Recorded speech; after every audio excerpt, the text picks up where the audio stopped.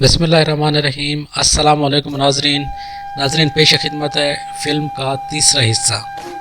ناظرین، دوسرے حصے میں ہم نے اسلامی تاریخ کا ایک کردار غازی ارطغرل کے بارے میں آپ کو بتایا اور مختلف علماء کی زبانیں بھی آپ کو سنوایا، اس کے بارے میں جو ان کے نظریات تھے وہ آپ کی خدمت میں پیش کیے۔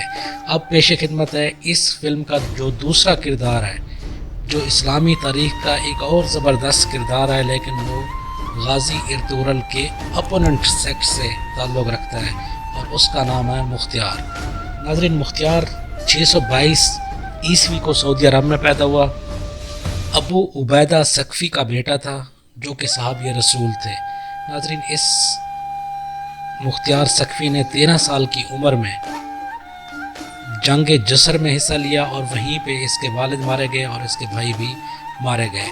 اس مختار کے بارے میں ہم ایک اور آپ کو بات بتاتے چلیں، جب واقعہ کربلا ہو رہا تھا مختار اس وقت عبید اللہ ابن زیاد کی قید میں تھا، اور اس کی وجہ صرف اور صرف یہ تھی کہ اس نے مسلم بن عقیل کو پناہ دی ہوئی تھی اس وقت، اور اسی جرم کی سزا اس کو مل رہی تھی۔ عبید اللہ ابن زیاد نے اس کو جیل میں ڈال دیا تھا۔ اس کے بعد واقعہ کربلا کے بعد ناظرین، اس نے لوگوں کو خون حسین کا بدلہ لینے کے لیے اکٹھا کیا اور قبیلے کے مختلف سرداروں سے ملاقات کی، اور اس طرح ناظرین یہ جب اس وقت بنو امیہ کی حکومت تھی اس کے خلاف باغی کے طور پر ابھر رہا تھا، اور کچھ ہی عرصہ بعد یہ حکومت بنانے میں کامیاب ہو گیا تھا، اور اس نے اپنی حکومت میں جن لوگوں نے قتل حسین میں حصہ لیا یا بلا واسطہ ان کا کہیں سے تعلق تھا، سب کو مار ڈالا، اور اس کی حکومت کوئی کم و بیش 18 مہینے تک جاری رہی۔ بعد میں یہ وہیں پہ کوفہ میں مارا گیا، اور اس کی مقبرہ بھی وہیں پہ مسجد کوفہ میں ہے۔ ناظرین، اب ہم دیکھتے ہیں کہ مختار کے بارے میں مختلف علماء اس کے حق میں کیا دلیل دیتے ہیں اور اس کے خلاف کیا دلیل دیتے ہیں، وہ ہم آپ کو سنیں۔ اور بدلہ کیسے ہوا؟ جب امام علی مقام شہید ہو گئے تو وہ جو امیر تھا کوفہ کا، جو براہ راست انوالو تھا آپ کے شہید کرنے میں، وہ عبید اللہ بن زیاد تھا بدبخت، اور اس کو یزید کا حکم تھا، اور عبید اللہ بن زیاد کوفہ کا گورنر تھا۔ تو جو آقا علیہ السلام کا فرمان تھا کہ 70,000 کو 2 سے ضرب دے کر 1,40,000 طن شہادت حسین کے بدلے لیے جائیں گے۔ اب وہ حدیث کوٹ کر رہا ہوں اور حدیث صحیح ہے۔ اس عبید اللہ بن زیاد سے بدلہ کیسے لیا گیا؟ کسی تاریخ کی کتاب سے نہیں، یہ بھی جامع ترمذی اور امام ترمذی فرماتے ہیں ھذا حدیث حسن صحیح، اعلیٰ مرتبے کی یہ حدیث ایک طریق سے حسن ہے، ایک طریق سے صحیح ہے، اعلیٰ مرتبے کی صحت پر ہے۔ آمش روایت کرتے ہیں عمارہ بن عمیر سے، امام ترمذی نے روایت کیا، فرماتے ہیں لما جیء برأس عبید اللہ بن زیاد واصحابہ نددت فی المسجد فی الرحبہ، پھر وہ مختار بن ابی عبیدہ ثقفی اٹھا جس نے 1,40,000 قتل کیے اور بنو امیہ سے انتقام لیا شہادت حسین کا، اور یہ وہ وقت ہے جب پھر بنو عباس کی حکومت قائم ہوئی۔ مختار بن ابی عبیدہ ثقفی، اس نے عبید اللہ بن زیاد سے قتال کے لیے، اسے قتل کرنے اور اس کی فوج سے جنگ لڑنے کے لیے اس نے بھیجا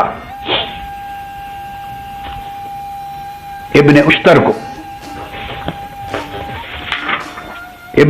کو بھیجا عبید اللہ بن زیاد ثقفی نے۔ ابراہیم بن الاشتر النخعی، پورا نام ہے ابراہیم بن الاشتر النخعی، تو ابراہیم بن اشتر کو بھیجا کس نے؟ مختار بن عبید الثقفی نے، کہ جا کے عبید اللہ بن زیاد کے ساتھ لڑو، جنگ کرو اور اس کا تخت الٹو اور اس کو قتل کرو۔ چنانچہ ابراہیم بن اشتر النخعی آیا اور جنگ میں اس نے اپنے ہاتھوں سے ابن زیاد کو قتل کیا۔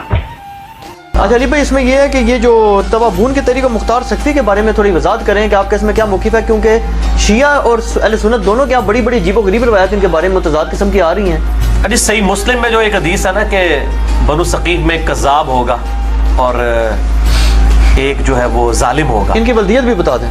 ہاں جی، مختار سقفی تو اس میں وہ اسما بنت ابی بکر کہتی ہیں کہ ہم کذاب کو تو دیکھ چکے لیکن صحیح مسلم میں نام نہیں ہے وہ کون ہے۔ ٹھیک ہے۔ اور جو ظالم ہے حجاج تو ہے، تو یہ کہتے ہیں کہ یہ مختار سقفی ہے، وہ کذاب تھا۔ ہم کہتے ہیں کہ سنن الکبریٰ البیہقی میں موجود ہے، 72 حدیث میں بھی پایا ہے۔ ایسا آئٹم یہ بھی ہے کہ عبداللہ بن عمر جو ہیں وہ تو مختار سقفی کے لوگوں کے پیچھے نماز بھی پڑھا کرتے تھے، ان کو سلام بھی کیا کرتے تھے۔ یہ ان کے غالباً بنوئی بھی تھے۔ بہنوئی بھی تھے۔ اور یہ مختار سقفی جو ہیں ان کے جو والد ہیں اچھا ابو عبیدہ، وہ صحابی ہیں۔ اچھا یہ بات ثابت ہے؟ بالکل ثابت ہے۔ ابو عبیدہ ثقفی، یہ جنگ قادسیہ سے پہلے جو بڑا مارکا ہوا تھا رشین اس کے ساتھ، پرشین امپائر کے ساتھ، اس میں لیڈر تھے مسلمانوں کے وہ ابو عبیدہ ثقفی۔ بالکل، وہ تو غسل شہادت کر کے میدان عمل میں اترا کرتے تھے اور شہید ہوئے تھے، اور یہ ہاتھی کے نیچے آ کے۔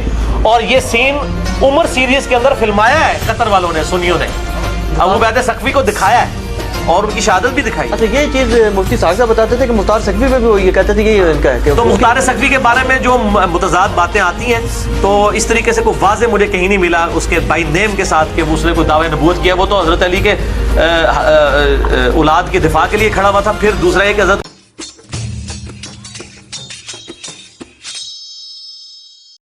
رابطہ تھا۔ پھر اس کے بعد قیام مختار ہوا۔ قیام مختار میں مختار نے باقاعدہ امام سے، توجہ فرمائی، مختار نے باقاعدہ امام سے لکھ کر نصرت چاہیے، حمایت چاہیے کہ میری حمایت کریں۔ یہ نہیں کہا کہ آپ امام ہیں میں بیعت کرتا ہوں آپ کے ہاتھ پر، کہا کہ آپ میری حمایت کریں۔ امام نے نہیں کی حمایت۔ امام کے انکار پر محمد ابن حنفیہ کے پاس چلے گئے اور محمد ابن حنفیہ نے کر دی ان کی حمایت، اور انہوں نے کافی عرصے تک محمد ابن حنفیہ کی امامت کا ذکر کیا کہ اصل امام یہ ہیں، وہ نہیں ہیں، وہ ڈر گئے ہیں، نعوذ باللہ۔ یہ ان کا پراپوگنڈا تھا کوفیوں کا کہ وہ ڈر گئے ہیں، وہ خوفزدہ ہو گئے ہیں، وہ تو اب بات ہی نہیں کرتے بنو امیہ کے خلاف۔ وہ تو اس طرح کی بہت ناروا تہمتیں لگائیں، انہوں نے بہت ناروا تہمتیں لگائیں۔ یہ عصر امام سید ساجدین عزیز من۔ اس کے علاوہ بھی بہت سارے اور مختلف شہروں کے اندر تحریکیں اٹھی، مخالفین بنو امیہ کے جو اہل بیت کے بھی مخالف تھے، لیکن جنگ نہیں کی، ظلم نہیں کیا، جیسے عبداللہ ابن زبیر۔ شیعہ ہیں کوفہ کے جیسے توابین ہیں، انہوں نے بھی قیام کیا، لیکن امام سید ساجدین سے کوئی تعلق ان کا نہیں ہے، نہ رابطہ کیا نہ پوچھنے کی، کیونکہ سلیمان خود فقی تھا۔ وہ فقی خود اپنے آپ کو بڑا سمجھتا تھا کہ میں بہتر سمجھتا ہوں۔